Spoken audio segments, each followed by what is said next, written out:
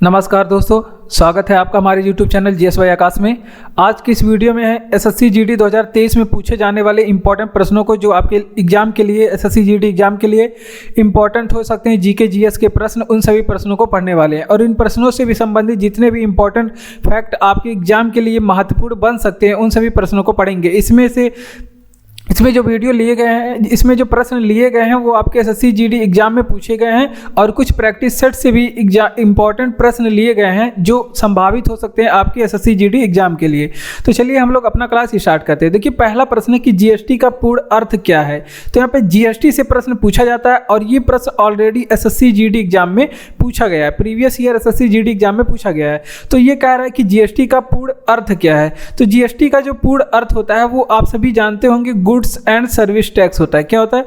Goods and service tax होता है GST का अर्थ। ठीक, तो ये आप लोग ध्यान रखेंगे, गुड्स एंड सर्विस टैक्स। उसके बाद अगर इससे संबंधित प्रश्न देख लेते हैं GST के बारे में। तो GST के बारे में इंपॉर्टेंट प्रश्न क्या एग्जाम में पूछा जाता है। तो सबसे पहले आप लोग बताएंगे कि GST विधेयक कब पारित हुआ था। अगर आपसे पूछे कि GST विधेयक कब पारित हुआ था, तो देखिए GST विधेयक जो है 2015 में पारित हुआ था। अगर आपसे पूछे कि GST के लिए कौन सी समिति सिफारिश की थी, तो ये भी आप लोग ध्यान रखेंगे कि इसके लिए विजय केलकर समिति सिफारिश की थी। कौन सी समिति? विजय केलकर समिति GST के लिए सिफारिश की थी। और GST को हमारे संविधान में किस संविधान संशोधन के द्वारा जोड़ा गया? तो इसे 101वां संविधान संशोधन जो कि 2016 में हुआ था, इसके द्वारा इसे जोड़ा गया। किस संविधान संशोधन के द्वारा जोड़ा गया? तो 101वां संविधान संशोधन जो कि 2016 में हुआ था, उसके तहत जोड़ा गया। अब GST को पूछा जाता है कि सर्वप्रथम कहाँ पे लागू हुआ। तो GST जो सर्वप्रथम लागू हुआ असम में। कहाँ पे? GST सर्वप्रथम असम राज्य में लागू हुआ था। और कब लागू हुआ था? तो ये भी डेट इंपॉर्टेंट है कि सबसे पहले GST भारत में कहाँ लागू हुआ, कब लागू हुआ। तो ये 2017 में असम में लागू हुआ था। कहाँ पे? 2017 में, यहाँ पे स्पष्ट लिखेंगे 2017 में, और असम राज्य में लागू हुआ था। और GST से संबंधित संविधान में कौन सा अनुच्छेद है, किस अनुच्छेद में GST को रखा गया है? तो 297 के A में GST है। तो इतनी चीज़ें आप लोग GST से याद रखेंगे। तो देखिए, सबसे पहले प्रश्न है हमारा जो कि SSC GD एग्जाम में पूछा गया है, कह रहा है कि GST का पूर्ण अर्थ क्या होता है। साथ में इसका हम लोग रिवीजन भी करते चलेंगे। तो गुड्स एंड सर्विस टैक्स होता है GST का अर्थ, आप सभी जानते हैं, गुड्स एंड सर्विस टैक्स होता है। उसके बाद वहीं आपसे पूछे कि GST के बारे में इंपॉर्टेंट प्रश्न, तो GST विधेयक कब पारित हुआ था। तो GST विधेयक 2015 में पारित हुआ। कब और कौन सी समिति सिफारिश की थी GST के लिए? तो विजय केलकर समिति के सिफारिश में GST को पारित किया गया। जुड़ा कब संविधान में? तो ये 101वां संविधान संशोधन 2016 के द्वारा जोड़ा गया था। और सर्वप्रथम ये लागू कहाँ पे हुआ था? तो सर्वप्रथम असम राज्य में लागू हुआ था। अब आपसे पूछे कब लागू हुआ था, तो डेट भी आप लोग ध्यान रखेंगे, इंपॉर्टेंट है। 1 जुलाई 2017 को सबसे पहले भारत में GST असम में लागू किया गया। उसके बाद अनुच्छेद 297 के A में संविधान में रखा गया है। तो इतने इंपॉर्टेंट प्रश्न जो आपके GD एग्जाम के लिए इंपॉर्टेंट हो सकता है। अगला प्रश्न है कि आर्य समाज की स्थापना किसने की। तो आर्य समाज की स्थापना के बारे में आप लोग ध्यान रखेंगे, दयानंद सरस्वती ने आर्य समाज की स्थापना की। किसने? दयानंद सरस्वती ने आर्य समाज की स्थापना की।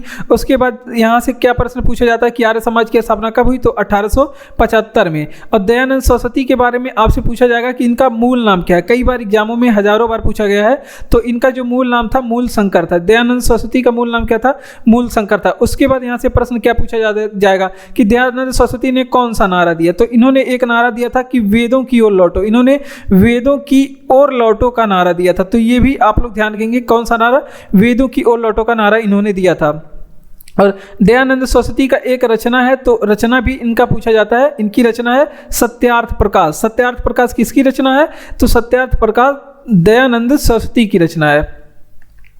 किसकी रचना? सत्यार्थ प्रकाश, तो दयानंद सरस्वती जी की रचना है। तो ये भी आप लोग ध्यान रखेंगे। उसके बाद अगर आपसे पूछेगा कि शुद्धि आंदोलन के संस्थापक कौन है, तो भी आप इसका जवाब हो जाएगा शुद्धि आंदोलन के जो संस्थापक हैं तो दयानंद सरस्वती हो जाएगा शुद्धि आंदोलन के संस्थापक। ठीक, इतनी चीज़ें यहाँ से आप लोग ध्यान रखेंगे। तो एक बार फिर से आप लोग ध्यान रखेंगे कि आर्य समाज की स्थापना पूछे तो दयानंद सरस्वती ने। कब किया? 1875 में आर्य समाज की स्थापना दयानंद सरस्वती ने। दयानंद सरस्वती का मूल नाम क्या था अगर आपसे पूछे, तो मूल नाम था इनका मूल शंकर। क्या था मूल नाम? मूल शंकर था। उसके बाद दयानंद सरस्वती ने एक नारा दिया, कौन सा नारा था? वेदों की ओर लौटो का नारा हजारों बार एग्जाम में पूछा गया है, ये हजारों बार एग्जाम में पूछा गया है और पूछा जाता है। उसके बाद दयानंद सरस्वती की जो इंपॉर्टेंट रचना है सत्यार्थ प्रकाश, किसकी रचना है? तो दयानंद सरस्वती की रचना। शुद्धि आंदोलन के संस्थापक कौन है? तो दयानंद सरस्वती हैं शुद्धि आंदोलन के संस्थापक। अगला प्रश्न है कि पत्तियों में मौजूद हरा रंग किस कारण से होता है, और ये जो प्रश्न है वो SSC GD exam previous year में पूछा गया प्रश्न है। तो पत्तियों में मौजूद हरा रंग किस कारण से होता है? तो ये क्लोरोफिल के कारण से होता है। किसके कारण होता है? क्लोरोफिल के कारण। ठीक, ये आप लोग ध्यान रखेंगे, क्लोरोफिल के कारण पत्तियों में मौजूद हरा रंग होता है।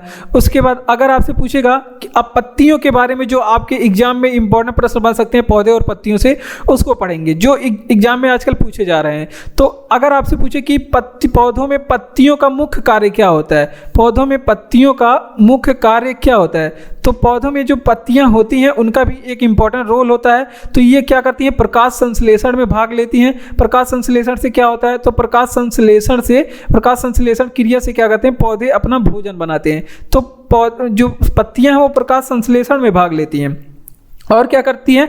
ये वातपोत्सर्जन करती हैं। क्या करती हैं? वातपोत्सर्जन करती हैं। ठीक, ये भी इंपॉर्टेंट काम है। उसके बाद ये श्वसन भी करती है। पौधे के द्वारा, पत्तियों के द्वारा क्या करता है? पौधा पत्तियों के द्वारा श्वसन करता है। तो ये चीज़ें भी आप लोग ध्यान रखेंगे, पौधा जो है पत्तियों के द्वारा शोषण करता है। तो इतनी चीज़ें यहाँ से आप लोग ध्यान रखेंगे। अगर आपसे पूछेगा कि पौधों में हजारों बार पूछा गया प्रश्न है कि फ्लोएम क्या काम करता है, पौधों में फ्लोएम क्या काम करता है, उसके बाद जाइलम क्या काम करता है। फ्लोएम और जाइलम के बारे में एग्जाम में प्रश्न पूछा जाता है। तो देखिए फ्लोएम की बात करें तो ये फ्लोएम क्या करता है? पौधे के सभी भाग में जो भी खनिज लवण होते हैं वो पहुंचाता है, यानी कि ये पौधे का आहार वहन करता है। वहन का मतलब एक स्थान से दूसरे स्थान तक पहुंचाना। ये पौधों में आहार वहन का कार्य करता है, यानी कि मतलब आहार पहुंचाता है। और जाइलम क्या काम करता है? तो जाइलम की बात करें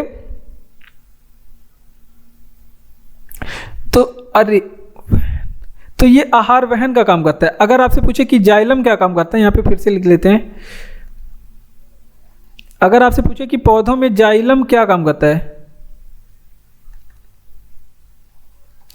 जाइलम जो है वो जल वहन काम करता है, जल का वहन करता है। तो ये भी आप लोग यहाँ से ध्यान रखेंगे। ये क्या काम करता है? जल का वहन करने का काम करता है, यानी कि पौधों के सभी भाग में क्या पहुँचाता है? जल पहुँचाता है। जाइलम जल पहुँचाता है और फ्लोएम क्या पहुँचाता है? आहार वहन करता है, यानी कि एक भाग से दूसरे भाग में पौधों में आहार पहुँचाता है। तो देखिए पत्तियों में मौजूद हरा रंग किस कारण से होता है? तो पत्तियों में मौजूद जो हरा रंग होता है वो क्लोरोफिल के कारण से होता है। किसके कारण? क्लोरोफिल के कारण। और पत्तियों का मुख्य कार्य क्या होता है? तो पत्तियों का मुख्य कार्य क्या होता है? ये प्रकाश संश्लेषण में भाग लेता है। ये प्रकाश संश्लेषण के द्वारा पौधे अपना भोजन बनाते हैं। वातपोत्सर्जन करता है। पौधे क्या करते हैं? पत्तियां क्या करती हैं? वातपोत्सर्जन करती हैं और शोषण करती हैं। तो ये तीनों इंपॉर्टेंट काम है। उसके बाद फ्लोएम के बारे में बात करें तो ये आहार वहन का काम करता है। फ्लोएम क्या काम करता है? आहार वहन का। और उससे जाइलम क्या काम करता है? जल का वहन करता है, यानी कि जल को पौधे के सभी भाग में पहुंचाता है। तो इतनी चीजें इंपॉर्टेंट है, आप लोग ध्यान रखेंगे और इसे अपने कॉपी में नोट करते चलेंगे। उसके बाद अगर आपको इसका पीडीएफ चाहिए तो पीडीएफ हमारे टेलीग्राम चैनल का लिंक डिस्क्रिप्शन में दिया गया है, आप वहां से जाके पीडीएफ पढ़ सकते हैं। और अगर आपको वीडियो अच्छा लग रहा हो तो वीडियो को लाइक करके चैनल सब्सक्राइब कर लीजिए और हमारे साथ जुड़ के अपनी तैयारी अच्छे से करिए और फिर अपने दोस्तों तक भी इसको शेयर करिए। बढ़ते हैं अपने अगले प्रश्न की ओर। अगला प्रश्न है कि भारत का प्रथम गवर्नर जनरल कौन था? तो आप सभी जानते हैं कि भारत का प्रथम गवर्नर जनरल हम कई बार बताए हैं कि विलियम बेंटिंग था। क्या था? विलियम बेंटिंग था भारत का प्रथम गवर्नर जनरल। ठीक, उसके बाद अगर आपसे पूछे कि भारत का अंतिम गवर्नर जनरल कौन था, भारत का अंतिम गवर्नर जनरल कौन था? तो भारत का अगर अंतिम गवर्नर जनरल पूछे या फिर भारत का प्रथम वायसराय पूछ ले, अंतिम गवर्नर जनरल या फिर भारत का प्रथम वायसराय, तो आपको क्या बताएंगे? कैनिंग था। कौन? कैनिंग था भारत का अंतिम गवर्नर जनरल और प्रथम वायसराय कौन था? कैनिंग था। उसके बाद अगर आपसे पूछ ले कि भारत का अंतिम वायसराय कौन था, तो भारत का जो अंतिम वायसराय था वो कौन था? विलियम माउंटबेटन था। कौन था? माउंटबेटन था। भारत का अंतिम वायसराय कौन था? तो माउंटबेटन था। तो इतनी चीजें आप लोग ध्यान रखेंगे। उसके बाद भारत आज़ाद होता है तो भारत के पहले तो यहाँ से आप लोग ध्यान रखेंगे। फिर देखिए भारत का प्रथम गवर्नर जनरल कौन था, तो भारत का प्रथम गवर्नर जनरल तो विलियम बेंटिंग। अगर आपसे पूछे कि भारत का अंतिम गवर्नर जनरल तो कैनिंग। उसके बाद आपसे पूछे भारत का प्रथम वायसराय तो कैनिंग। अगर आपसे पूछे अंतिम वायसराय बताइए तो माउंटबेटन। ठीक, इतनी चीजें यहाँ से आप लोग ध्यान रखेंगे। अगला प्रश्न है कि कौन पक्षी शांति का प्रतीक होता है, और ये प्रश्न एसएससी जीडी एग्जाम में पूछा गया प्रश्न है, कौन सा पक्षी शांति का प्रतीक होता है। तो कबूतर नाम का आप लोग पक्षी देखे भी होंगे, नाम भी सुने होंगे। तो कबूतर जो होता है वो शांति का प्रतीक होता है, ये शांति का प्रतीक होता है। और कबूतर के बारे में जो इंपॉर्टेंट प्रश्न आपसे एग्जाम में पूछे गए हैं आज तक, उन प्रश्नों को पढ़ लेते हैं। तो आपसे पूछे कि कबूतर का वैज्ञानिक नाम क्या है, तो आप लोग ध्यान रखेंगे कि कबूतर का जो वैज्ञानिक नाम है वो कोलंबा लिविया है। क्या है, कबूतर का वैज्ञानिक नाम क्या है, कोलंबा लिविया है। तो ये आप लोग ध्यान रखेंगे, इसका वैज्ञानिक नाम क्या है, कोलंबा लिविया है। उसके बाद अगर आपसे पूछे कि कबूतर की प्रवृत्ति कैसी होती है, ये किस प्रवृत्ति का होता है, तो कबूतर एक पक्षी है, ये भी एग्जाम में पूछा गया है, ये सामाजिक प्रवृत्ति का होता है। किस प्रवृत्ति का होता है, ये सामाजिक प्रवृत्ति का होता है। अब कुछ पक्षियों के बारे में हम लोग बात कर लेते हैं। अगर आपसे पूछे कि विश्व का सबसे छोटा पक्षी क्या है, विश्व का अगर आपसे पूछे कि सबसे छोटा पक्षी क्या है, सबसे छोटा पक्षी, और ये एग्जाम में पूछा गया प्रश्न है, जीडी के एग्जाम में पूछा गया था। तो जो विश्व का सबसे छोटा पक्षी है उसका नाम है हैमिंग बर्ड। क्या है, इसका नाम हैमिंग बर्ड नाम है, ये आप लोग ध्यान रखेंगे, हैमिंग बर्ड।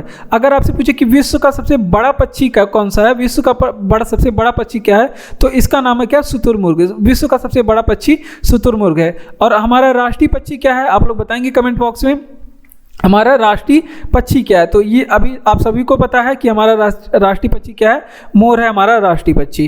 तो इतनी चीज़ें आप लोग यहाँ पे ध्यान रखेंगे। कौन पक्षी शांति का प्रतीक है, तो अगर आपसे पूछे तो कबूतर शांति का प्रतीक है। कबूतर का वैज्ञानिक नाम क्या है, कोलंबा लिविया है कबूतर का वैज्ञानिक नाम। विश्व का सबसे छोटा पक्षी क्या है, तो हैमिंग बर्ड है। विश्व का सबसे ऊंचा छोटा पक्षी क्या है, हैमिंग बर्ड है विश्व का सबसे छोटा पक्षी। उसके बाद आपसे पूछे कि विश्व का सबसे बड़ा पक्षी कौन सा है, शुतुरमुर्ग है विश्व का सबसे छोटा बड़ा पक्षी। अगर आपसे पूछे कबूतर की प्रवृत्ति कैसी होती है, तो कबूतर एक सामाजिक प्रवृत्ति का होता है। कैसा प्रवृत्ति का होता है, सामाजिक होता है। ठीक, आंवले में उपस्थित विटामिन कौन सा होता है, तो देखिए आंवले में जो विटामिन उपस्थित होता है वो विटामिन सी होता है। और विटामिन से बारे में विटामिन से और अम्ल से ये सारे प्रश्न हमारे एग्जामों में बहुत पूछे जाते हैं। तो इस वजह से हम लोग कुछ विटामिन के बारे में पढ़ लेते हैं जो हमारे एसएससी जीडी एग्जाम के लिए इंपॉर्टेंट हो सकता है।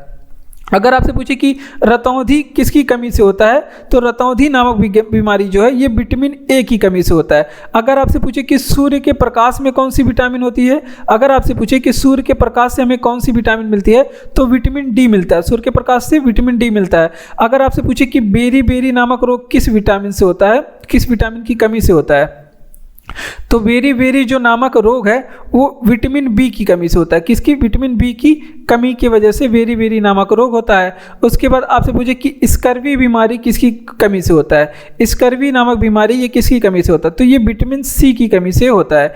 ये विटामिन सी की कमी से स्कर्वी नामक रोग होता है शरीर में।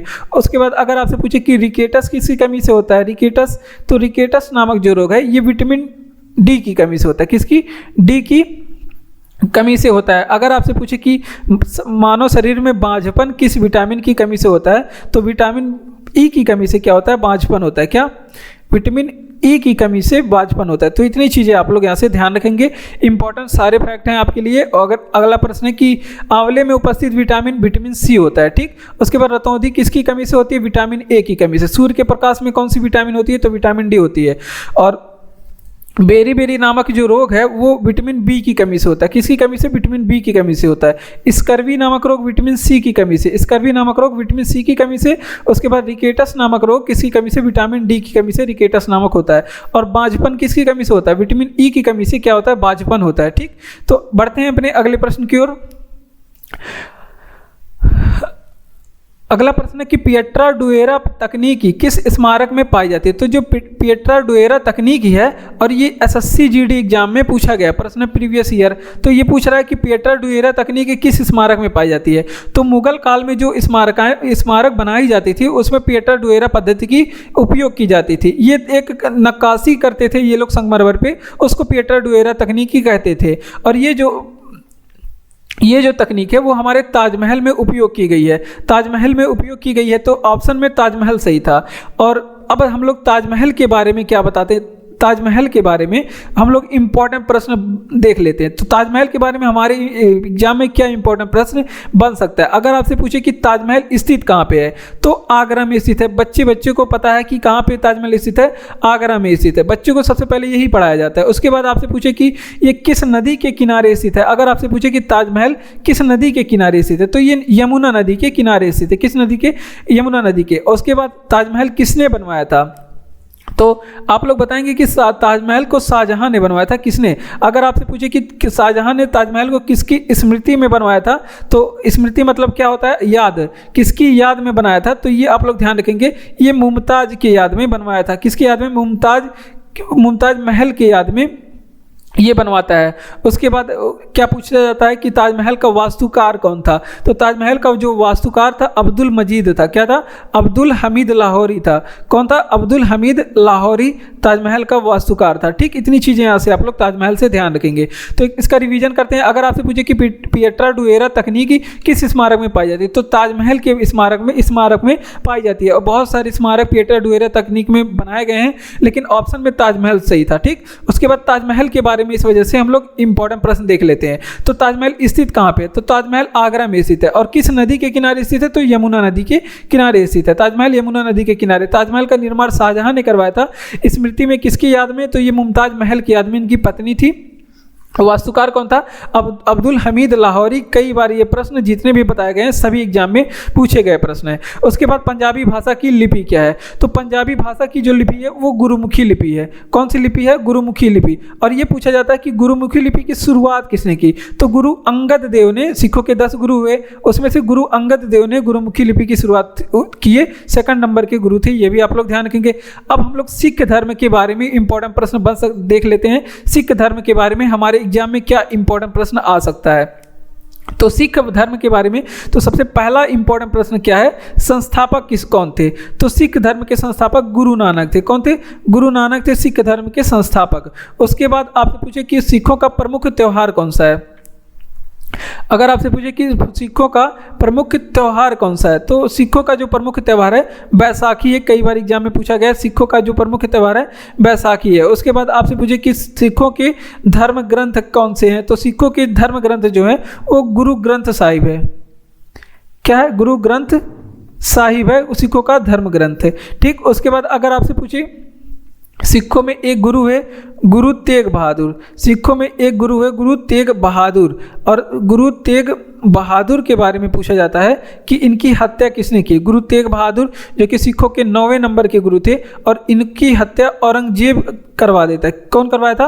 औरंगजेब करवाया था। तो ये इंपॉर्टेंट प्रश्न है, ये भी याद पूछा जाता है। आप लोग इतने प्रश्न आप लोग पंजाब यहाँ से ध्यान रखेंगे सिख धर्म से। तो पंजाबी भाषा की लिपि गुरुमुखी। शुरुआत किसने किया? अंगद देव जो कि सिखों के 2 नंबर के गुरु थे। सिख धर्म की स्थापना कौन की है? तो सिख धर्म की स्थापना जो है वो गुरु नानक। ये सिखों के पहले गुरु भी थे, ये गुरु नानक सिख धर्म की स्थापना और पहले गुरु भी थे, ये भी आप लोग ध्यान रखेंगे। और सिखों का जो प्रमुख त्यौहार है वैसाखी है। धर्म ग्रंथ गुरु ग्रंथ साहिब है। सिखों का धर्म ग्रंथ गुरु ग्रंथ साहिब। और गुरु तेग बहादुर की हत्या जो है वो औरंगजेब ने करवाया। गुरु तेग बहादुर 9वें नंबर के गुरु थे। नमक का रासायनिक नाम क्या है, और ये SSC GD में पूछा गया प्रश्न है, और ये कई बार एग्जाम में पूछा गया प्रश्न है। सभी को पता होगा कि नमक का जो रासायनिक नाम है वो क्या है? Sodium chloride. नमक का रासायनिक नाम क्या है? सोडियम क्लोराइड, ये नमक का रासायनिक नाम है। और इसे NaCl कहते हैं। सोडियम क्लोराइड को क्या कहते हैं? इसे NaCl कह के इस तरह से इसका सूत्र है। सूत्र भी आप लोग याद रखेंगे। अब नमक के बारे में क्या हमारे प्रश्न इंपॉर्टेंट बन सकते हैं, उन प्रश्नों को पढ़ते हैं। अगर हम किसी जल में क्या मिला रहे हैं? नमक मिलाने पे, तो अब जल का क्वथनांक के बारे में आप लोग बताएंगे कि जल के क्वथनांक पर क्या प्रभाव पड़ेगा। तो जल का जो क्वथनांक है उस पर क्या प्रभाव पड़ेगा। अगर नमक मिला दे रहे हैं तो जल के क्वथनांक पे क्या प्रभाव पड़ेगा, और जल के हिमांक पे क्या प्रभाव पड़ेगा, ये आप लोग दोनों प्रश्न बताइए। तो देखिए क्वथनांक जो होगा वो अगर आप नमक मिला देते हैं तो क्वथनांक जो है वो बढ़ जाएगा। जल में अगर क्वथनांक मिलाएंगे तो वो क्वथनांक जो है उसका बढ़ जाएगा। यानी कि अगर वो 100 डिग्री सेंटीग्रेड पर उबलता है तो वो नमक मिलाने की वजह से 102 डिग्री सेंटीग्रेड पे या 103 डिग्री सेंटीग्रेड पे उबलेगा। उसके बाद हिमांक क्या होता है, हिमांक कम हो जाएगा। नमक मिलाने पे हिमांक क्या हो जाएगा, कम हो जाता है। तो ये आप लोग ध्यान रखेंगे। अगर आप लोग बर्फ़ जल्दी जमाना चाहते हैं फ्रीजर में तो क्या करेंगे, आप उसमें नमक मिला के रखेंगे, बर्फ़ आपका जल्दी जम जाएगा। अगर वैसे सादा पानी रखेंगे तो थोड़ा ज़्यादा समय लगेगा। तो ये है, आप घर पे भी कर सकते हैं। उसके बाद अगर आपसे पूछे कि नमक निर्माण के लिए कौन सी झील प्रसिद्ध है भारत में, नमक निर्माण के लिए कौन सी झील प्रसिद्ध है भारत में, तो देखिए जो नमक का निर्माण है वो सांभर झील से किया जाता है। नमक निर्माण जो है वो सांभर झील से किया जाता है। उसके बाद और सांभर झील कहाँ पे है, तो सांभर झील ये राजस्थान में, कहाँ पे, राजस्थान में। उसके बाद इतनी चीज़ें आप लोग नमक से याद रखेंगे। तो देखिए नमक का जो रासायनिक सूत्र है सोडियम क्लोराइड NaCl और नमक का रासायनिक सूत्र है। और नमक मिलाने पे क्या होता है, जल के क्वथनांक पे क्या होता है, ये नमक मिलाने पे जल का क्वथनांक बढ़ जाएगा और हिमांक क्या होगा, वो कम हो जाएगा। और उसके बाद अगर आपसे पूछे कि नमक का निर्माण किससे होता है, तो सांभर झील से यहाँ पे नमक बनाए जाते हैं। और सांभर झील कहाँ पे है, राजस्थान में स्थित है। सांभर झील राजस्थान में स्थित है। और यही एक प्रश्न और बहुत पूछा जाता है, हंसाने वाली गैस का जो रासायनिक नाम क्या है। हंसाने वाली जो गैस होती है उसका रासायनिक नाम आप लोग यहाँ से याद रखेंगे, नाइट्रस ऑक्साइड होता है। N2O इसका फार्मूला है, क्या है, N2O इसका फार्मूला है। ठीक, ये आप लोग ध्यान रखेंगे हंसाने वाली गैस का। तो बढ़ते हैं अपने अगले प्रश्न की ओर। अगला प्रश्न है कि इंसुलिन का प्रयोग किस बीमारी के उपचार में होता है। तो देखिए इंसुलिन का प्रयोग जो है वो मधुमेह के उपचार में होता है। किसमें, मधुमेह के उपचार में होता है। ठीक, ये आप लोग यहाँ से ध्यान रखेंगे। अगर आपसे पूछे कि इंसुलिन का निर्माण कहाँ पे होता है, इंसुलिन का जो निर्माण कहाँ पे होता है, तो जो इंसुलिन का निर्माण है वो किस शरीर के किस पार्ट से होता है, तो ये अग्नाशय के द्वारा इंसुलिन का निर्माण होता है। कहाँ पे, अग्नाशय के द्वारा इंसुलिन का निर्माण होता है। तो ये आप लोग ध्यान रखेंगे। और इंसुलिन का कार्य क्या होता है, तो ये इंसुलिन का जो कार्य होता है वो रक्त में क्या करता है, रक्त में शर्करा की मात्रा को नियंत्रण करता है। रक्त में शर्करा की मात्रा को क्या करता है, शर्करा की मात्रा नियंत्रण करने का काम करता है। ठीक, ये आप लोग ध्यान रखेंगे। उसके बाद अगर आपसे पूछे कि इंसुलिन की खोज किसने की थी, इंसुलिन कई बार एग्जाम में पूछा गया प्रश्न है, तो ये आप लोग ध्यान रखेंगे। अगर आपसे पूछे कि इंसुलिन की खोज किसने की थी, तो इंसुलिन की जो खोज है एफ बेंटिंग ने किया था। किसने, एफ बेंटिंग ने इंसुलिन की खोज की थी। ये यहाँ से एक चीज, यहाँ पे एक प्रश्न आप लोग याद रखेंगे। अगर आपसे पूछेगा एग्जाम में कि इंसुलिन की अतिश्रावण को क्या कहते हैं, यानी कि अगर अधिक श्रवण हो रहा है यानी कि अधिक बहाव हो रहा है तो इंसुलिन को अधिक बहाव को क्या कहते हैं, तो इसको कहते हैं हाइपोग्लाइसीमिया। क्या कहते हैं, हाइपोग्लाइसीमिया कहते हैं। ठीक, तो ये भी आप लोग ध्यान रखेंगे, इसे क्या कहेंगे, हाइपोग्लाइसीमिया कहेंगे। ठीक, तो इतनी चीज़ें यहाँ पे आप लोग ध्यान रखेंगे। तो देख लेते हैं, इसका रिवीजन करेंगे। आपसे पूछे कि इंसुलिन का प्रयोग किस बीमारी के उपचार में होता है, तो मधुमेह के उपचार में होता है इंसुलिन का प्रयोग। मधुमेह को क्या कहते हैं, डायबिटीज भी कहते हैं। इंसुलिन का निर्माण अग्नाशय द्वारा होता है। इंसुलिन जो है इसका निर्माण अग्नाशय द्वारा होता है। इंसुलिन का क्या काम क्या होता है, तो रक्त में शर्करा की मात्रा को नियंत्रण करना इंसुलिन का काम होता है। रक्त में शर्करा की मात्रा को नियंत्रण करना। और इंसुलिन का जो अतिश्रवण है हाइपोग्लाइसीमिया कहते हैं, इंसुलिन का अतिश्रवण है। और इंसुलिन की खोज किसने की अगर आपसे पूछे, तो एफ बेंटिंग ने किया। इंसुलिन की खोज एफ बेंटिंग ने किया।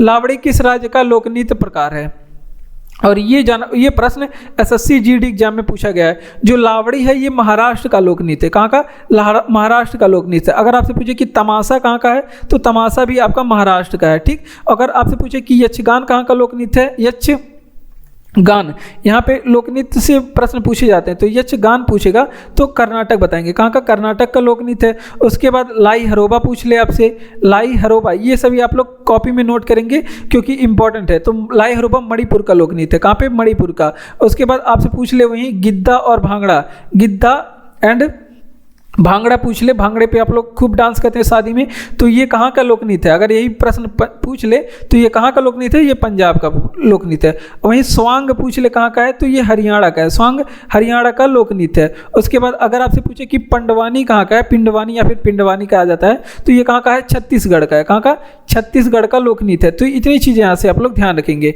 तो एक बार फिर से देख लेते हैं। अगर आपसे पूछे कि लावड़ी किस राज्य का लोकनृत्य प्रकार है, तो ये महाराष्ट्र का है। कहाँ का, महाराष्ट्र का। तमाशा भी कहाँ का है? ये महाराष्ट्र का है। यक्षगान कहाँ का है? ये कर्नाटक का है। यक्षगान कहाँ का? कर्नाटक का। लाई हरोबा कहाँ का? मणिपुर का। लाई हरोबा मणिपुर का। उसके बाद गिद्दा और भांगड़ा पंजाब का है। पिंडवानी जो शास्त्रीय लोक नृत्य है वो छत्तीसगढ़ का है। स्वांग कहाँ का लोक नृत्य है? ये हरियाणा का लोक नृत्य है। बुद्ध को ज्ञान की प्राप्ति कहाँ पे हुआ था? तो जो बुद्ध की ज्ञान की प्राप्ति की बात है वो बोध गया में हुआ था। कहाँ पे? बोध गया में बुद्ध को ज्ञान की प्राप्ति हुआ था। और ये पूछा जाता है बुद्ध के बारे में कुछ इंपॉर्टेंट प्रश्न देख लेते हैं जो आपके एसएससी जीडी के एग्जाम के लिए इंपॉर्टेंट हो जाएगा।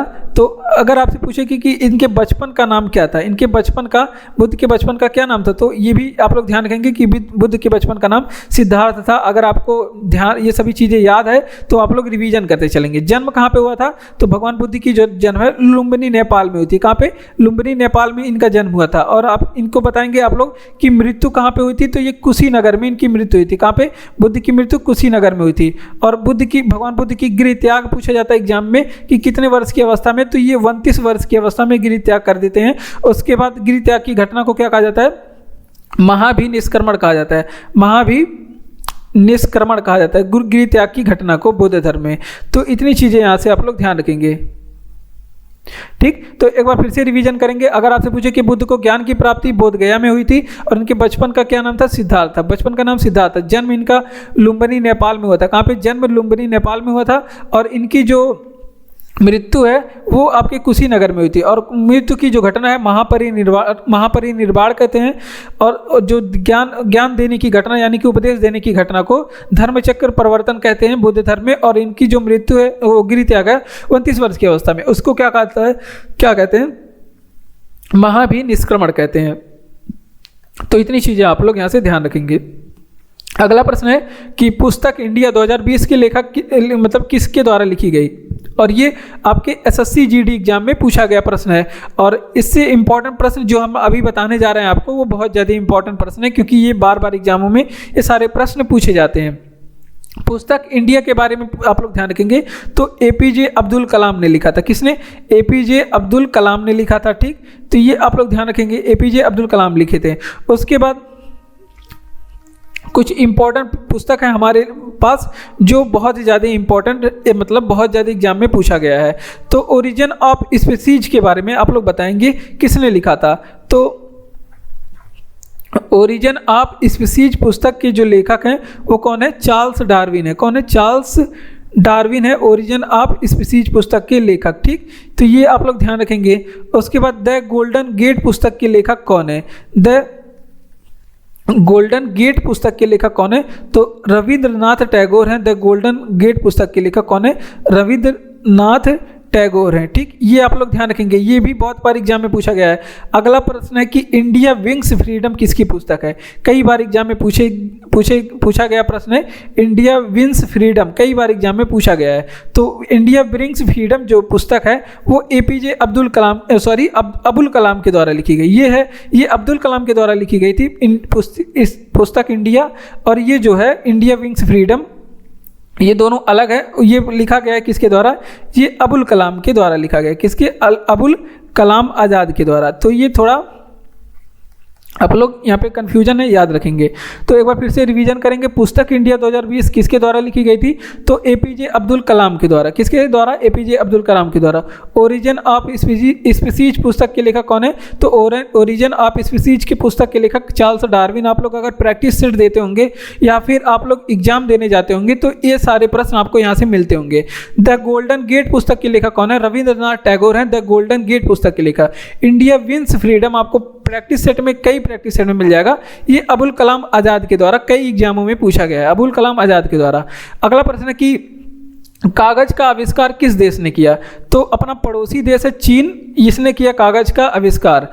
और सर्वाधिक देशों के साथ सीमा बनाने वाला देश कौन सा है? सर्वाधिक देशों के साथ सीमा बनाने वाला देश है चीन। और कितने देशों के साथ? 14 देशों के साथ ये अपना सीमा बनाता है। कितने? 14 देशों के साथ। रूस भी कितने देशों के साथ सीमा बनाता है? ये भी सर्वाधिक 14 देशों के साथ। रूस और चीन दोनों 14 देशों के साथ सीमा बनाते हैं। अब चीन के बारे में इंपॉर्टेंट प्रश्न यहाँ पे देख लेते हैं। अब अगर आपसे पूछे कि चीन की मुद्रा क्या है, आप लोग जानते हैं युआन है, कई बार हमने बताया। उसके बाद अगर आपसे पूछे कि मैकमोहन रेखा किसके किसके बीच में है, तो मैकमोहन जो रेखा है, मैकमोहन रेखा ये आपके है भारत और चीन के बीच में, कितने, भारत एंड चीन के बीच में मैकमोहन रेखा है। अगर आपसे पूछे कि पंचशील समझौता किसके बीच में हुआ, पंचशील समझौता ये किसके बीच में हुआ था, तो ये हुआ था जो भारत और चीन के बीच में, किसके, भारत एंड चीन के बीच में पंचशील समझौता होता है। और आपसे पूछे कब हुआ था, तो 1954 डेट आप लोग याद रखेंगे, पंचशील समझौता भारत और चीन के बीच में हुआ था। कागज का आविष्कार किस देश ने किया, चीन ने किया। सर्वाधिक देशों के साथ सीमा बनाने वाला जो देश है वो चीन है और रूस है, ये दोनों 14 देशों के साथ सीमा बनाते हैं। चीन के बारे में इंपॉर्टेंट प्रश्न जो आपके एग्जाम के लिए बहुत ज्यादा इंपॉर्टेंट हो गए, मुद्रा है युआन। मैकमोहन रेखा कई बार एग्जामों में पूछा गया है, तो ये भारत और चीन के बीच में। पंचशील समझौता हजारों बार एग्जामों में पूछा गया है, तो ये भारत और चीन के बीच में 1954 में हुआ था। तमिलनाडु की प्रख्यात शास्त्रीय नृत्य शैली कौन सा है, और ये एसएससी जीडी एग्जाम में पूछा गया प्रश्न है, आपके एसएससी जीडी एग्जाम में पूछा गया प्रश्न है। तमिलनाडु की प्रख्यात शास्त्रीय नृत्य शैली कौन सा है, तो ये भरतनाट्यम है, भरतनाट्यम है। और यहाँ से जो इंपॉर्टेंट प्रश्न आपके एग्जाम के लिए बन सकते हैं, अब शास्त्रीय नृत्य हम लोग देखते हैं। अगर आपसे पूछे कि भारत में कुल शास्त्रीय नृत्य कितने हैं, 8 है, 8 शास्त्रीय नृत्य के बारे में देख लेते हैं। एक तो ये हो गया, उसके बाद अगर आपसे पूछे कि कथक कहाँ का शास्त्रीय नृत्य है, तो आप लोग उत्तर भारत बताएंगे या फिर उत्तर प्रदेश। उत्तर भारत भी मिल सकता है और उत्तर प्रदेश भी मिल सकता है, कथक यहाँ का लोक नृत्य है। अगर आपसे पूछे कि कथकली कहाँ का है, कथक और कथकली, तो यहाँ से थोड़ा सा इंपॉर्टेंट होता है कथकली और मोहिनी अट्टम, दोनों साथ में याद रखेंगे, ये दोनों शास्त्रीय नृत्य हैं। और कहाँ का शास्त्रीय नृत्य है, ये आपका केरल का है, ठीक, ये आप लोग ध्यान रखेंगे, ये केरल का, 2 शास्त्रीय नृत्य केरल के पास है। उसके बाद मणिपुर की बात करें कि मणिपुरी कहाँ का शास्त्रीय नृत्य है, तो ये मणिपुर का है, कहाँ का, तो ये कहाँ का शास्त्रीय नृत्य है, मणिपुर का है। अगर आपसे पूछे कि ओडिसी कहाँ का शास्त्रीय नृत्य है, तो ये उड़ीसा का शास्त्रीय नृत्य, कहाँ का, उड़ीसा का शास्त्रीय नृत्य है। उसके बाद कुचिपुड़ी आपसे पूछ ले कि कहाँ का शास्त्रीय नृत्य है, कुचिपुड़ी ये कहाँ का शास्त्रीय नृत्य है, तो ये आप लोग ध्यान रखेंगे आंध्र प्रदेश का शास्त्रीय नृत्य, कहाँ का, आंध्र प्रदेश का। उसके बाद एक छूट रहा है क्या, सत्रिया बहुत बार एग्जाम में पूछा गया है, तो ये असम का शास्त्रीय नृत्य, कहाँ का, असम का। तो इतनी चीज़ें, सारे शास्त्रीय नृत्य 8 हैं, आप लोग याद रखेंगे। तमिलनाडु का जो है वो भरतनाट्यम है, और ये पहला हो गया कथक, ये दूसरा हो गया आपका उत्तर भारत का है। और कथकली और मोहिनी अट्टम 2 यहाँ पे हो गए, ये 4 हो गए, ठीक, तो ये केरल का है। उसके बाद मणिपुरी ये 5 हो गया, तो ये मणिपुर का है। उड़ीसा ये उड़ीसी ये 6 हो गया, उड़ीसा का है। कुचिपुड़ी ये 7 हो गया, ये है आपका आंध्र प्रदेश का शास्त्रीय नृत्य। सत्रिया 8 हो गया, तो ये है आपका असम का। इस तरह से 8 शास्त्रीय नृत्य हैं, ये आप लोग ध्यान रखेंगे।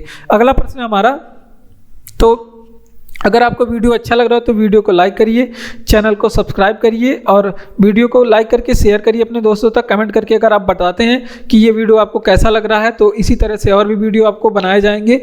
उसके बाद PDF की टेंशन मत लीजिएगा, टेलीग्राम चैनल का लिंक डिस्क्रिप्शन में दिया गया है।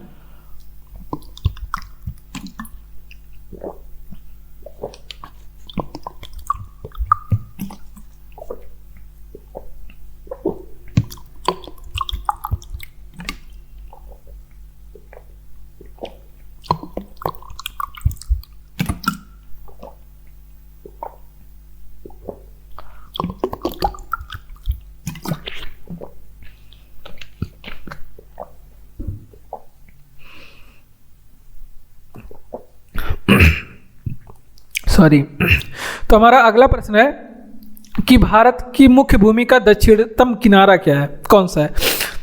तो यहाँ पे एक छोटी सी चीज़ देखेंगे, ये है हमारा भारत, और यहाँ पे है आपका अंडमान निकोबार। तो ये जो इसका दक्षिणतम किनारा है, अगर मुख्य भूमि, तो ये भारत का मुख्य भूमि है, क्या है, ये भारत का मुख्य, मेन लिख देते हैं, ये भारत का मुख्य भूमि है, और ये भी भारत की भूमि है। तो अगर मुख्य भूमि पूछेगा, यानी कि ये इस पार्ट की बात कर रहा है, तो मुख्य भूमि का दक्षिणतम किनारा है, यहाँ पे आंसर आप लोग लिखेंगे, तो उसका क्या नाम है, वो है कन्याकुमारी। अगर मुख्य भूमि का पूछेगा तो आप लोग क्या बताएंगे, कन्याकुमारी बताएंगे, ठीक। और कन्याकुमारी का दूसरा नाम इसे केप केमोरिन कहा जाता है, क्या कहा जाता है, केप केमोरिन भी कहा जाता है। अगर केवल आपसे मुख्य भूमि ना लगाए, अगर आपसे पूछे कि भारत का दक्षिणतम किनारा क्या है, मुख्य भूमि की बात ना करें, केवल दक्षिणतम किनारा की बात करें, तो आप लोग जाएंगे कहाँ पे, यहाँ पे अंडमान निकोबार, ये है आपका भारत का दक्षिणतम, एकदम दक्षिणतम छोर। तो आप लोग जाएंगे कि कहाँ पे पास, इंदिरा पॉइंट के पास। तो इसे क्या कहा जाता है, जो भारत का यहाँ पे जो दक्षिणतम बिंदु है उसको इंदिरा पॉइंट कहा जाता है। और इंदिरा पॉइंट को एक नाम, इसका पुराना नाम है, इसको पिगमिलियन पॉइंट भी कहा जाता है। किसका, पिगमिलियन पॉइंट भी कहा जाता है। क्यों इस तरह के नाम यहाँ पे इंपॉर्टेंट क्यों हो जाते हैं, क्योंकि बच्चे सब जानते हैं, रट चुके हैं कि इंदिरा पॉइंट है, दक्षिणतम बिंदु इंदिरा पॉइंट है। इस वजह से जो नाम नहीं किसी को पता है वो पूछा जाता है एग्जाम में। तो ये पिगमिलियन पॉइंट, केप केमोरिन, तो ये सभी बच्चे नहीं जानते, जो एक्स्ट्रा पढ़ते हैं वही सब जानते हैं। तो ये आप लोग ध्यान रखेंगे, जो दक्षिणतम बिंदु है वो पिगमिलियन पॉइंट है, ग्रेट निकोबार द्वीप पे, ये अंडमान एंड निकोबार द्वीप पे है। ठीक, अब बात करते हैं, अगर यहाँ पे दक्षिणतम बिंदु का हो गया, अगर आपसे पूछे भारत का उत्तरी बिंदु क्या है, तो इसका नाम है इंदिराकौल। क्या है इसका नाम, इंदिराकौल है भारत का सबसे उत्तरी बिंदु। और ये कहाँ, किस राज्य में है, ये लद्दाख राज्य में है। अगर आपसे पूछेगा कि अब पूर्वी बिंदु बताइए, पूर्वी बिंदु की बात करें तो पूर्वी बिंदु का नाम है किबिथु। क्या है, किबिथु, या फिर इसे वालांगू भी कहते हैं। क्या कहते हैं, इसे वालांगू कहते हैं, किबिथु, या फिर इसे क्या बोलते हैं, इसे वालांगू कहते हैं। और ये कहाँ का है, ये अरुणाचल प्रदेश में, भारत का सबसे पूर्वी राज्य यहाँ पे है अरुणाचल प्रदेश, वहाँ पे है। अगर आपसे पूछे कि भारत का सबसे पश्चिमी बिंदु बताइए, पश्चिमी बिंदु, तो इसको गौहर माथा कहते हैं। क्या, गौहर माथा कहते हैं, या फिर क्या कहते हैं, इसे सरकरी के नाम से भी जानते हैं। और भी नाम है जो इंपॉर्टेंट है वो बताया जा रहा है। ये आपके किस राज्य में है, तो ये आप लोग ध्यान रखेंगे, ये गुजरात राज्य में। कहाँ पे, ये गुजरात राज्य में पड़ता है। तो इतनी चीज़ें यहाँ से आप लोग ध्यान रखेंगे, जीडी एग्जाम के लिए आपके बहुत ज़्यादा इंपॉर्टेंट है। और इसका रिवीजन करेंगे साथ में। आपसे पूछे कि भारत की मुख्य भूमि का दक्षिणतम किनारा कौन सा है, तो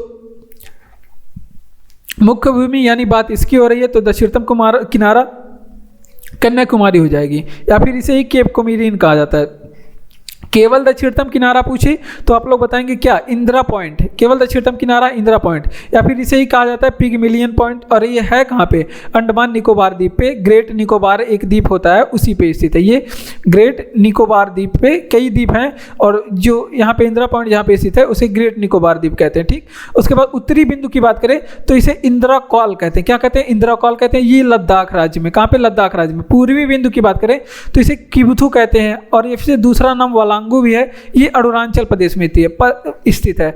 पश्चिमी बिंदु की बात करें तो इसे गौहर माथा कहते हैं, या फिर इसे सरकरी भी कहते हैं, और ये गुजरात राज्य में स्थित है। तो यहाँ से इतनी चीजें आप लोग यहाँ से ध्यान रखेंगे।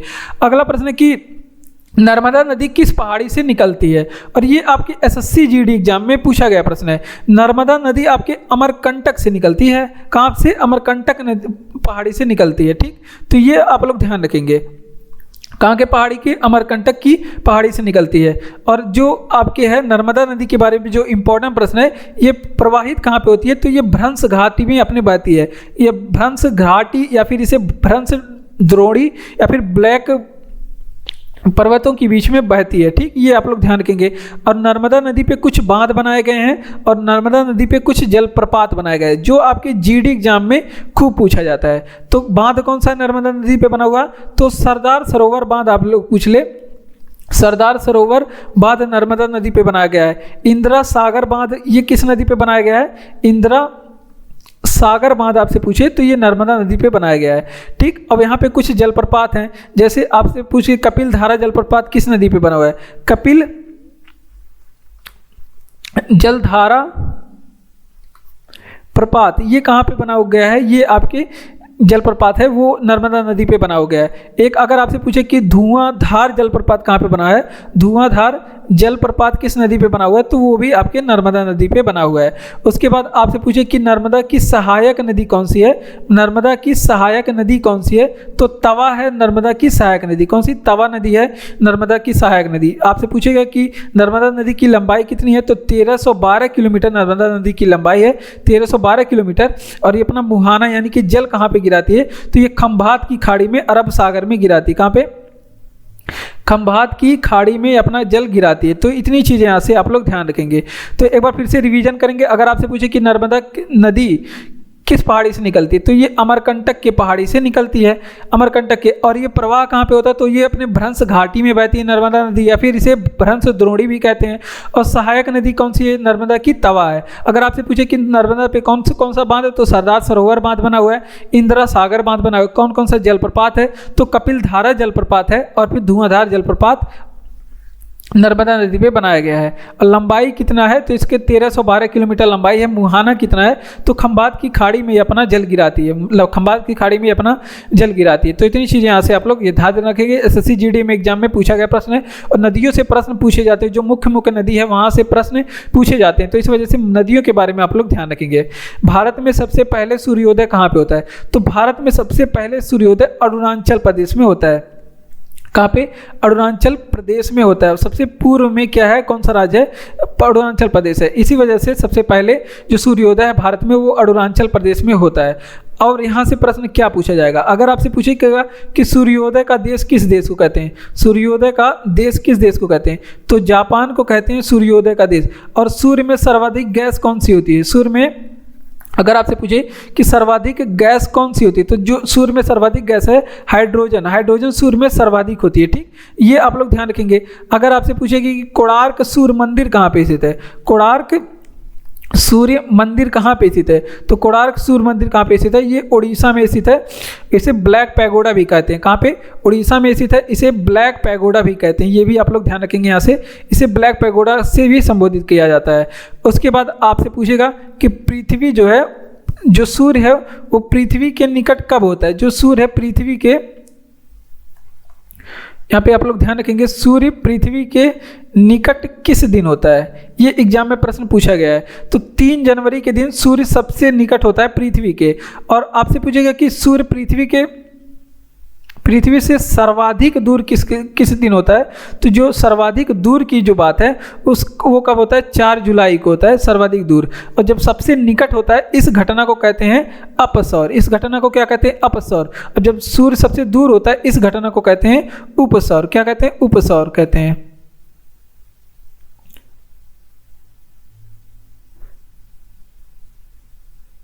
यहाँ पे ये गलत हो जा रहा है, मुझे लग रहा है, कंफर्म नहीं है। तो उपसौर अपसौर आप लोग देख लीजिएगा। तो एक बार फिर से देख लेते हैं। अगर आपसे पूछे कि भारत में सबसे पहले सूर्योदय कहाँ पे होता है, तो भारत में सबसे पहले सूर्योदय अरुणाचल प्रदेश में होता है। और सबसे पूर्वी राज्य जो है भारत का वो अरुणाचल प्रदेश राज्य है। उसके बाद सूर्योदय का देश किसे कहते हैं? जापान को कहते हैं सूर्योदय का देश। किसे? जापान को कहते हैं सूर्योदय का देश। सूर्य में सर्वाधिक गैस कौन सी होती है? तो जो सूर्य में सर्वाधिक गैस होती है हाइड्रोजन गैस होती है सूर्य में सर्वाधिक। ठीक, कोणार्क सूर्य मंदिर कहाँ पे होती है? तो कोणार्क सूर्य मंदिर उड़ीसा में। इसे ब्लैक पैगोडा भी कहा जाता है। सूर्य पृथ्वी के सबसे निकट कब होता है? वो 3 जनवरी के दिन होता है। और सूर्य जो है पृथ्वी के सबसे दूर होता है वो 4 जुलाई के दिन होता है। और इस घटना को अपसौर उपसौर नाम से जानते हैं, लेकिन किसे उपसौर कहते हैं, किसे अपसौर कहते हैं, ये आप लोग कमेंट बॉक्स में हमें बताएंगे। ठीक, बढ़ते हैं अपने अगले प्रश्न की ओर। अगला प्रश्न है कि किस भारतीय अर्थव्यवस्था का प्राथमिक क्षेत्र कहते हैं? किसे भारतीय अर्थव्यवस्था का प्राथमिक क्षेत्र कहते हैं? तो हमें पीछे का रिकॉर्ड एक बार देख लेते हैं। और ये वाला जो प्रश्न है वो एसएससी जीडी एग्जाम में पूछा गया प्रश्न है। तो देखिए, किसे भारतीय अर्थव्यवस्था का प्राथमिक क्षेत्र कहते हैं? तो कृषि को क्या कहते हैं? भारतीय अर्थव्यवस्था का प्राथमिक क्षेत्र कहते हैं। और यह प्राथमिक क्षेत्र, द्वितीय क्षेत्र और फिर तृतीय क्षेत्र, यहाँ से एग्जाम में प्रश्न पूछे जाते हैं। पेट में या फिर और एग्जाम, यूपीएसआई हो गया, यूपी पुलिस हो गया, बिहार दरोगा, इन सभी में पूछे जाते हैं। एसएससी जीडी में पूछा जाता है। दिल्ली पुलिस कांस्टेबल में प्राथमिक क्षेत्र हो गया। उसके बाद द्वितीय क्षेत्र हो गया, यहाँ से प्रश्न पूछे जाते हैं। प्राथमिक क्षेत्र, द्वितीय क्षेत्र, उसके बाद तृतीय क्षेत्र यहाँ पे लिख लेते हैं। तृतीयक क्षेत्र, अर्थव्यवस्था का जो तृतीयक क्षेत्र है, ये तीनों आप लोग याद रखेंगे। तो इसमें हम बताने के प्रयास करते हैं प्राथमिक क्षेत्र किसे कहते हैं? कृषि। कृषि से जितने भी चीज़ें प्राप्त होती हैं वो सभी प्राथमिक क्षेत्र से आते हैं। और पशुपालन भी प्राथमिक क्षेत्र में है। पशुपालन कर लीजिए या फिर मत्स्य पालन कर लीजिए, ये सभी किस क्षेत्र में आते हैं? मत्स्य पालन, ये सभी किस क्षेत्र में आते हैं? तो ये अर्थव्यवस्था के प्राथमिक क्षेत्र में आते हैं। और द्वितीय क्षेत्र में क्या होता है? तो इसे निर्माण क्षेत्र कहते हैं इसे। और प्राथमिक क्षेत्र को क्या कहते हैं? कृषि क्षेत्र, यहाँ पे हमने बताया ही। और फिर वो द्वितीय क्षेत्र को क्या कहते हैं? इसे निर्माण क्षेत्र कहते हैं। क्यों निर्माण क्षेत्र कहते हैं? क्योंकि जितनी भी चीज़ें हैं वो यहाँ पे बनाई जाती हैं, तो वो द्वितीय क्षेत्र में रखा जाता है। जितनी भी चीज़ें बनाई जाती है वो कंपनी में वो सभी द्वितीय क्षेत्र में आते हैं। जैसे कृषि से क्या हो गया, कृषि में से आप खेती किए, खेती से आप क्या बना लिए, गेहूं उगा लिए, गेहूं से आप क्या बना लिए, ब्रेड बना लिए, तो वो आपके द्वितीय क्षेत्र में आ जाएगा। और उसके बाद आलू उगाए, आलू से आप चिप्स बना लिए, द्वितीय क्षेत्र में आ जाएगा।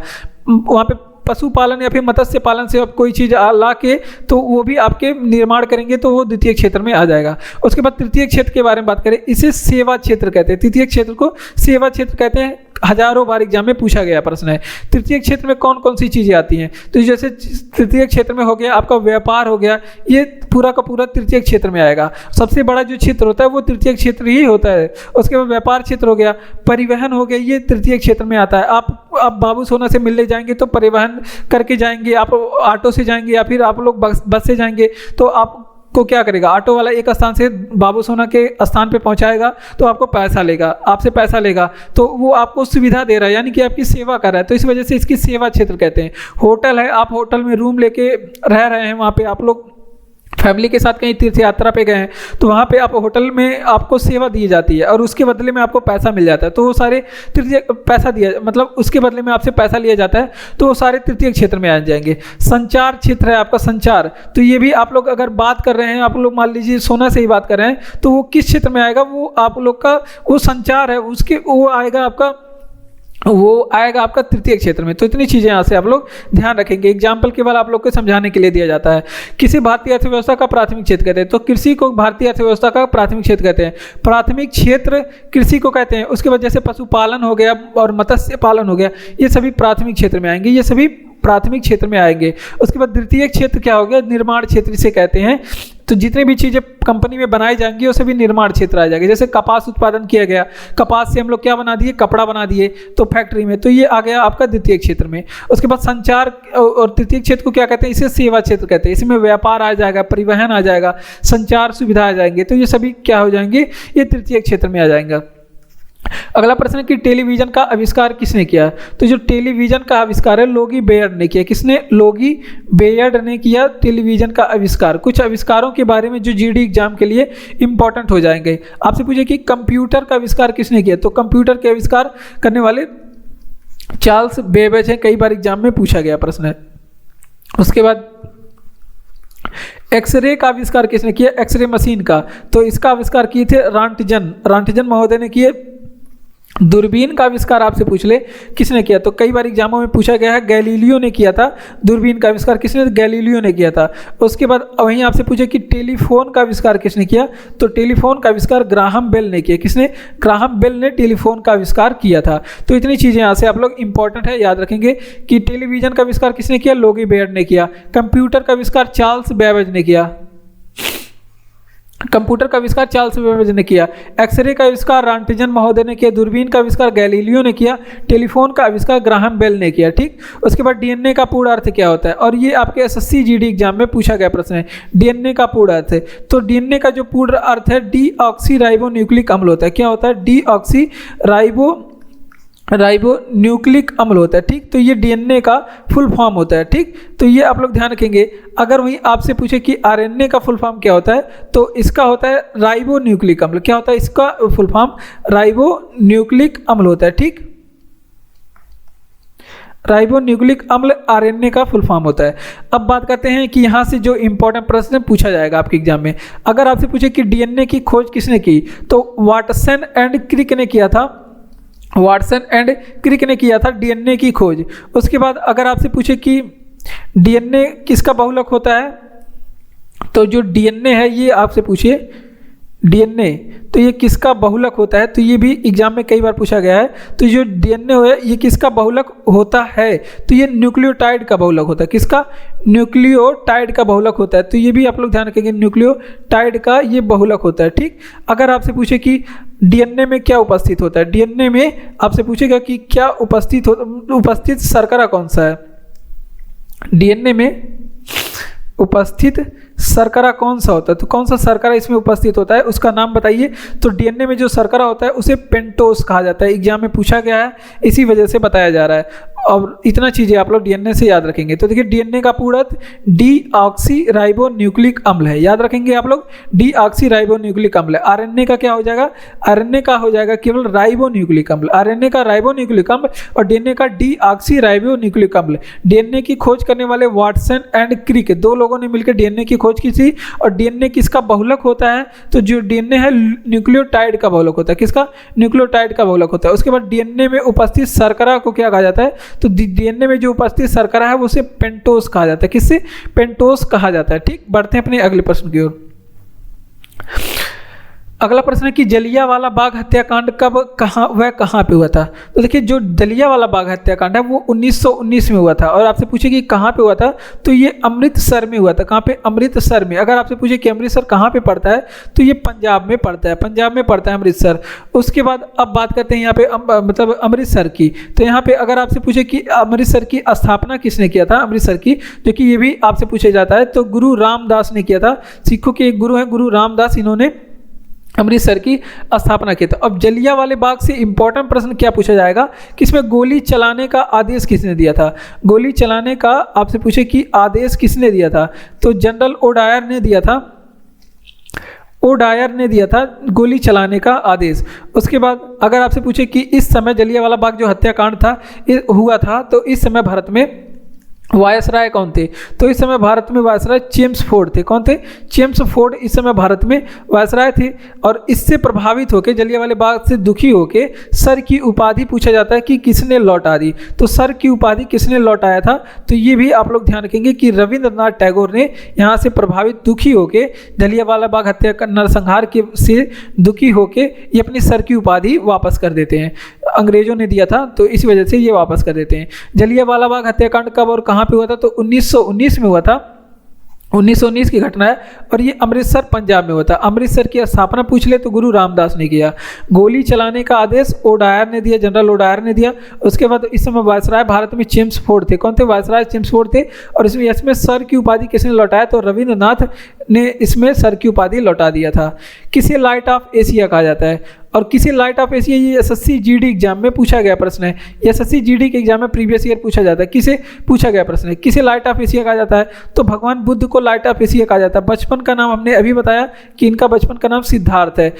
और यहाँ से हम लोग अभी इसमें प्रश्न पढ़ चुके हैं इसके बारे में, तो इस वजह से अब प्रश्न करने की बारी हमारी है। तो आपसे पूछे कि इनका भगवान बुद्ध का जन्म कहाँ पे हुआ था, आप लोग बताएंगे। उसके बाद इनकी मृत्यु कहाँ पे हुई थी, आप लोग बताएंगे इनकी मृत्यु कहाँ पे हुई थी। और इन्हें ज्ञान की प्राप्ति कहाँ पे हुई थी, इन्हें ज्ञान की प्राप्ति इसी वीडियो में हमने अभी आगे बताया है, इसी वजह से इससे पूछा जा रहा है। और इनकी गृह त्याग कितने वर्ष की अवस्था में हुई थी, गृह त्याग कितने वर्ष की अवस्था में हुई थी, ये आप लोग बताएंगे। अब हम लोग बता रहे हैं कि इनका पहला उपदेश कहाँ पे दिया था, इन्होंने अपना पहला उपदेश किस स्थान पे दिया था, तो पहला उपदेश ये सारनाथ में दिए थे। कहाँ पे, सारनाथ में ये अपना पहला उपदेश दिए। और इनके उपदेश देने की घटना है वो बुद्ध धर्म में, और धर्म चक्र परिवर्तन कहा गया। क्या, धर्म चक्र परिवर्तन कहा गया। ठीक, तो ये आप लोग ध्यान रखेंगे। इसे भगवान बुद्ध की जो उपदेश देने की घटना धर्म चक्र परिवर्तन कहा गया। और ये पूछा जाता है कि भगवान बुद्ध ने सर्वाधिक उपदेश कहाँ पे दिए, भगवान बुद्ध ने सर्वाधिक उपदेश किस स्थान पे दिए, तो ये सर्वाधिक उपदेश अपने श्रावस्ती में दिए थे। कहाँ पे, श्रावस्ती में सर्वाधिक उपदेश दिए थे। ठीक, तो इतनी चीज़ें आप लोग यहाँ से ध्यान रखेंगे। किसे लाइट ऑफ एशिया कहा जाता है, तो लाइट ऑफ एशिया या फिर एशिया की ज्योति पुंज करके भी मिल सकता है। ये भगवान बुद्ध को कहा जाता है। बचपन का नाम इनका सिद्धार्थ है। ये प्रश्न है आपके लिए, जन्म कहाँ पे हुआ था, मृत्यु कहाँ पे हुई थी, और ज्ञान की प्राप्ति कहाँ पे, गृह त्याग कितने वर्ष की अवस्था में, आप लोग बताएंगे। पहला उपदेश इन्होंने अपना सारनाथ में दिया था, और सारनाथ उत्तर प्रदेश में है, और ये धर्मचक्र परिवर्तन कहा गया। सर्वाधिक उपदेश जो है श्रावस्ती दिए थे, ये भी यूपी में ही है, और सर्वाधिक उपदेश श्रावस्ती में दिए थे। मछली किसकी सहायता से सांस लेती है, तो मछली अपने गिल्स की सहायता से सांस लेती है। ये अपने गलफड़ों की सहायता से सांस लेती है, गलफड़ों की सहायता से। अब बात करते हैं मछली से जो आपके इंपॉर्टेंट प्रश्न बन सकते हैं एग्जाम में, वो पूछे जाते हैं, वो देख लेते हैं। अगर आपसे पूछे कि सबसे विशालतम स्तनधारी, अगर आपसे पूछे कि सबसे विशालतम स्तनधारी कौन सी है, पृथ्वी पे सबसे विशालतम स्तनधारी कौन सी है, तो व्हेल मछली है, क्या है सबसे विशालतम स्तनधारी, क्या है व्हेल मछली। ये हाथी से भी ज़्यादा कई गुना ज़्यादा बड़ी होती है। अब मछली से कई क्या प्रश्न पूछा जाता है कि गुलाबी क्रांति का संबंध किससे है। गुलाबी क्रांति, जब गुलाबी क्रांति पूछे तब झींगा मछली से, किससे झींगा मछली से गुलाबी क्रांति का संबंध है। अगर आपसे पूछे कि नीली क्रांति का संबंध किससे है, नीली क्रांति का संबंध किससे, तो ये है आपका मत्स्य उत्पादन। किससे, मत्स्य उत्पादन से संबंधित है, यानी कि मछली उत्पादन से संबंधित है। जब नीली क्रांति पूछे तो मत्स्य उत्पादन, जबकि गुलाबी क्रांति पूछे तो झींगा मछली के उत्पादन से संबंधित है, झींगा मछली के उत्पादन से संबंधित है। क्यों यहाँ पे गुलाबी क्रांति, झींगा आप लोग देखे होंगे गाँव में झींगुआ कहा जाता है या फिर झींगुर ऐसे करके बोला जाता है, वो जो है आपका गुलाबी क्रांति से संबंधित है। और जो मत्स्य पालन है वो नीली क्रांति से संबंधित है, नीला पानी होता है इस वजह से इसे नीला क्रांति कहा जाता होगा। तो ये आप लोग ध्यान रखेंगे, ठीक। और ये विश्व में 2 मछली के बहुत बड़े उत्पादक क्षेत्र हैं, जिसका नाम है ग्रांड बैंक और यहाँ से भी प्रश्न पूछा जाता है, या फिर डोनर बैंक। ग्रांड बैंक और फिर डोनर बैंक, ये क्यों प्रसिद्ध है, ये है कहाँ पे और क्यों प्रसिद्ध है, ये पूछा जाता है। तो ये अटलांटिक क्षेत्र में है, उत्तरी अटलांटिक क्षेत्र में। अटलांटिक महासागर आप लोग देखते हैं तो ये उत्तरी अटलांटिक क्षेत्र में है, ये आप लोग ध्यान रखेंगे। और ये प्रसिद्ध क्यों है, ये विश्व में क्यों प्रसिद्ध है, तो ये प्रसिद्ध है आपके मछली उद्योग के लिए। यहाँ पे बहुत भारी पैमाने पे मछली उद्योग किया जाता है, मछलियाँ यहाँ पे जाके रहती हैं और यहाँ से मछलियाँ पकड़ा जाता है भारी मात्रा में। मछली किसकी सहायता से सांस लेती है, तो गलफड़ों की सहायता से सांस लेती है। सबसे विशालतम स्तनधारी बचपन से ही आप लोग जानते होंगे ब्लू व्हेल है। उसके बाद बात करते हैं गुलाबी क्रांति का संबंध झींगा मछली से के उत्पादन से, नीली क्रांति का संबंध मत्स्य उत्पादन से, और ग्रांड बैंक या फिर डोनर बैंक ये है आपका अटलांटिक क्षेत्र में स्थित है। कहाँ पे, अटलांटिक क्षेत्र में। और प्रसिद्ध क्यों है, ये मछली उद्योग के लिए प्रसिद्ध है, ठीक। बढ़ते हैं अपने अगले प्रश्न की ओर। अगला प्रश्न है हमारा, कह रहा है बेस्टिल जेल पर जनता के हमले ने कौन सा घटना को जन्म दिया। और ये आपका एसएससी जीडी एग्जाम में पूछा गया प्रश्न है। बेस्टिल जेल पर जनता के हमले में, बेस्टिल जेल कहाँ पे है, फ्रांस में। तो ये किस घटना को जन्म देगा, तो ये फ्रांस की क्रांति को जन्म देगा, फ्रांस की क्रांति को जन्म देगा। तो ये है आपका प्रश्न और ये है आपका उत्तर। तो यहाँ पे आंसर लिख लेंगे, नहीं तो कंफ्यूज हो जाएंगे। तो फ्रांस की क्रांति का जन्म हुआ। अब फ्रांस के बारे में जो इंपॉर्टेंट प्रश्न आपके एग्जाम में बन सकता है उन प्रश्नों को पढ़ते हैं। तो यहाँ पे फ्रांस लिखेंगे बड़ा सा।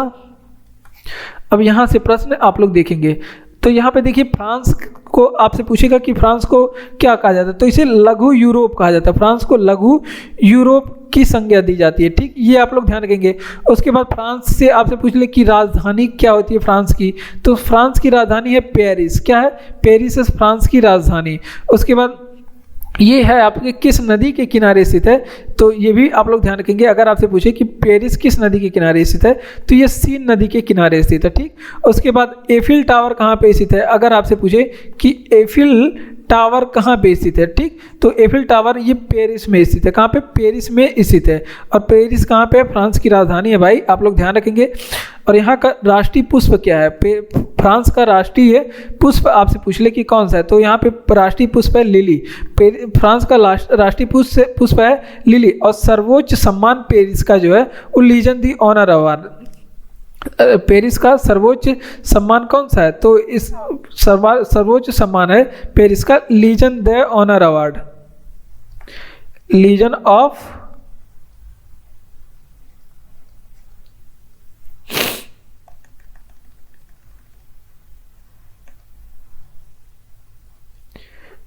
लीजन ऑफ ऑनर है यहाँ का सर्वोच्च सम्मान, ठीक। यहाँ से इतनी चीज़ें यहाँ पे ध्यान रखेंगे। बेस्टिल जेल पे बेस्टिल जेल पे जनता के हमले ने कौन सी घटना को जन्म दिया, तो ये जो घटना थी वो फ्रांस की क्रांति को जन्म दिया। यहाँ से फ्रांस की क्रांति की शुरुआत हुई। उसके बाद फ्रांस के बारे में इंपॉर्टेंट प्रश्न हम लोग देखेंगे। जैसे आपसे पूछे फ्रांस की राजधानी, तो पेरिस है, किस नदी के किनारे है, तो सीन नदी के किनारे। इसे फ्रांस को क्या कहा जाता है, इसे लघु यूरोप कहा जाता है, मतलब छोटा यूरोप कहा जाता है। एफिल टावर कहाँ पे, पेरिस फ्रांस में है। राष्ट्रीय पुष्प फ्रांस का क्या है, लिली है। उसके बाद फ्रांस का सर्वोच्च सम्मान क्या है, लीजन द ऑनर अवार्ड है फ्रांस का सर्वोच्च सम्मान। इंकलाब जिंदाबाद का नारा किसने दिया, एसएससी जीडी एग्जाम में पूछा गया है। एसएससी जीडी एग्जाम में पूछा गया है प्रश्न प्रीवियस ईयर में। तो भगत सिंह ने दिया था यहाँ पे नारा। किसने दिया, भगत सिंह ने दिया था नारा। उसके बाद कुछ नारा, जैसे आपको हमने बताया कि वेदों की ओर लौटो का नारा किसने दिया? वेदों की और लौटो का नारा किसने दिया? तो वेदों की ओर लौटो का नारा दयानंद सरस्वती ने दिया। किसने? दयानंद सरस्वती ने दिया। उसके बाद कुछ नारा है, जैसे आपसे पूछ ले कि करो या मरो का नारा किसने दिया? करो या मरो का नारा किसने दिया? तो वहाँ पे महात्मा गांधी जी ने भारत छोड़ो आंदोलन के समय करो या मरो का नारा दिया। किसने? महात्मा गांधी जी ने भारत छोड़ो आंदोलन के समय करो या मरो का नारा दिया। दिल्ली चलो का नारा कई बार एग्जाम में पूछा गया। दिल्ली चलो का नारा दिल्ली पुलिस में ही पूछा गया था। उसके बाद जय हिंद का नारा किसने दिया? ये इंपॉर्टेंट प्रश्न है।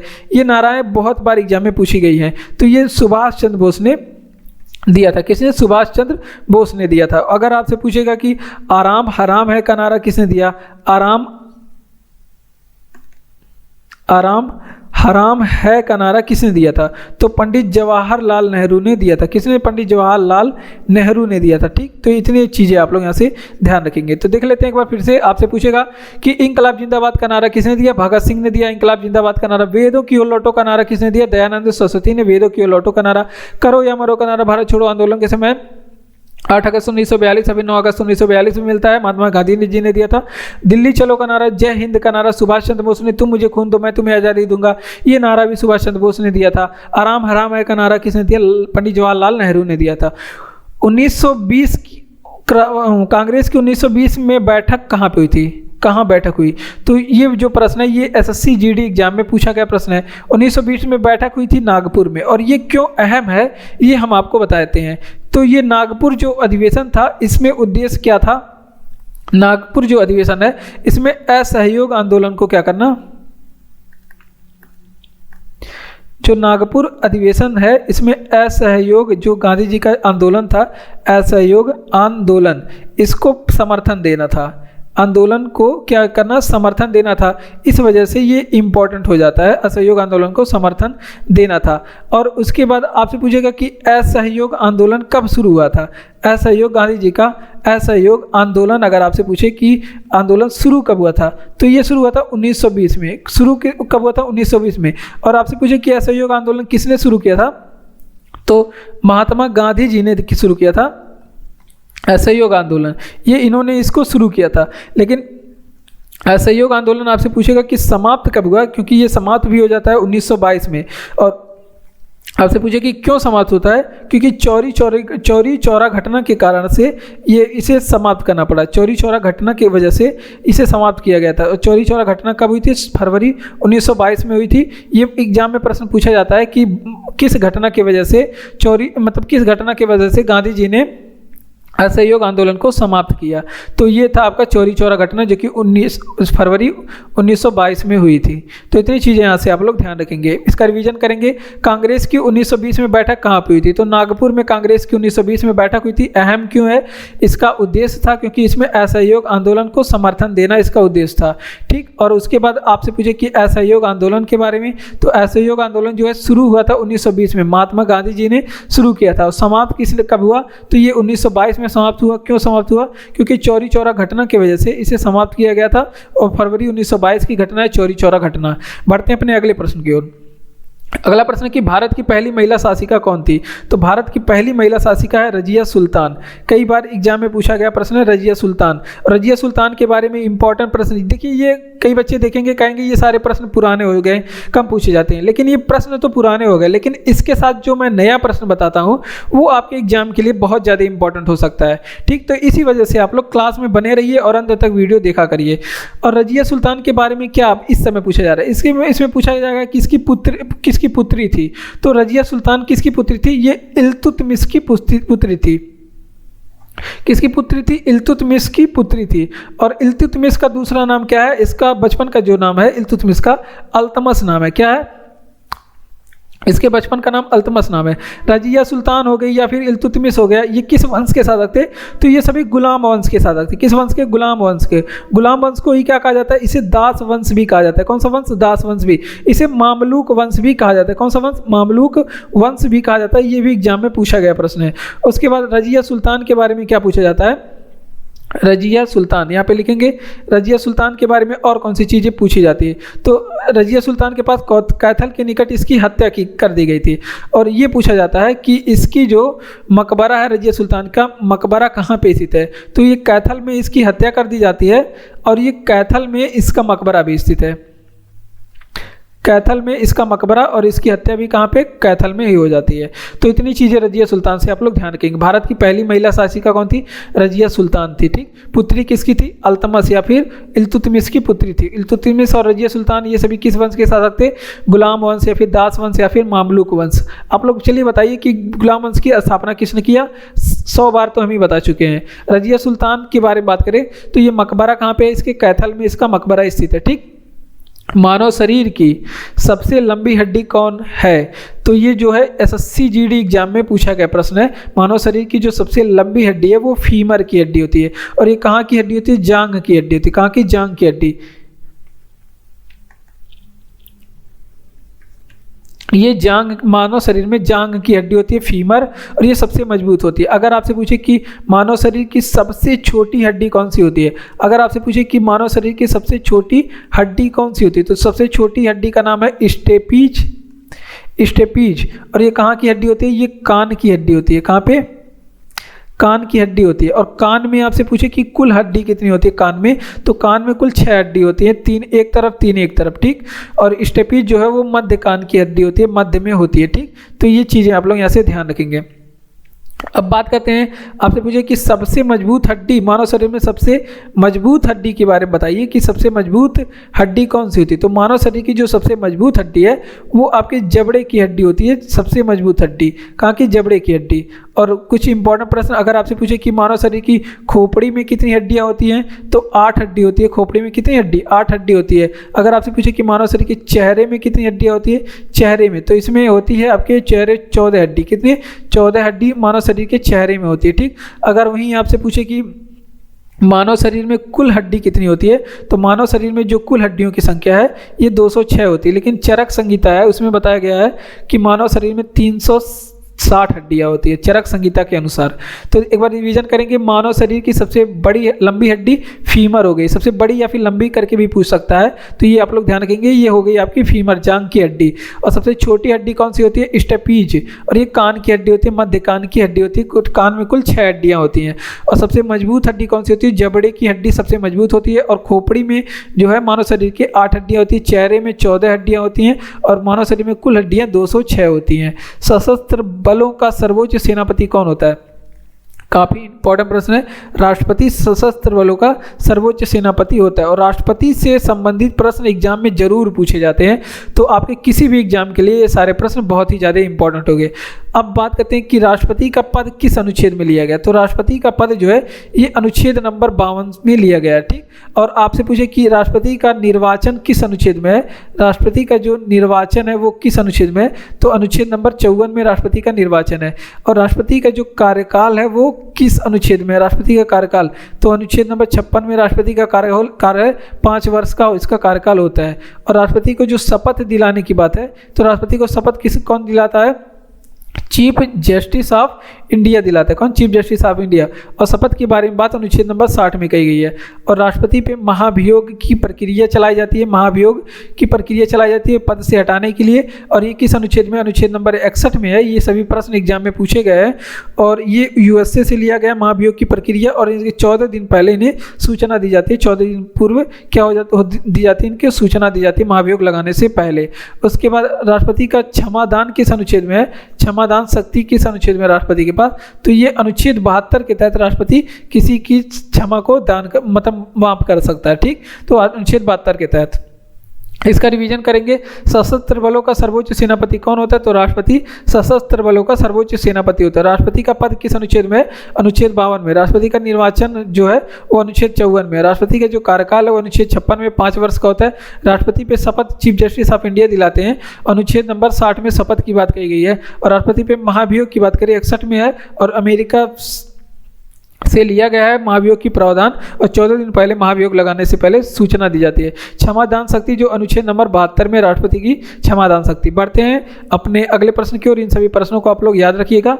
तो जय हिंद। आज की वीडियो में बस इतना ही, और भी वीडियो पाने के लिए हमारे चैनल को सब्सक्राइब करके हमारे साथ जुड़ जाइए एसएससी जीडी के एग्ज़ाम को अपने बेहतरीन बनाने के लिए। ठीक, तो धन्यवाद। मिलते हैं अगले वीडियो में। तब तक के लिए आप लोग पढ़ते रहिए, हंसते रहिए, मुस्कुराते रहिए, खुश रहिए। इससे ज़्यादा इंपॉर्टेंट चीज़ और कुछ नहीं है, खुशी से ज़्यादा इंपॉर्टेंट चीज़ कुछ नहीं है। सभी का सम्मान करिए। धन्यवाद।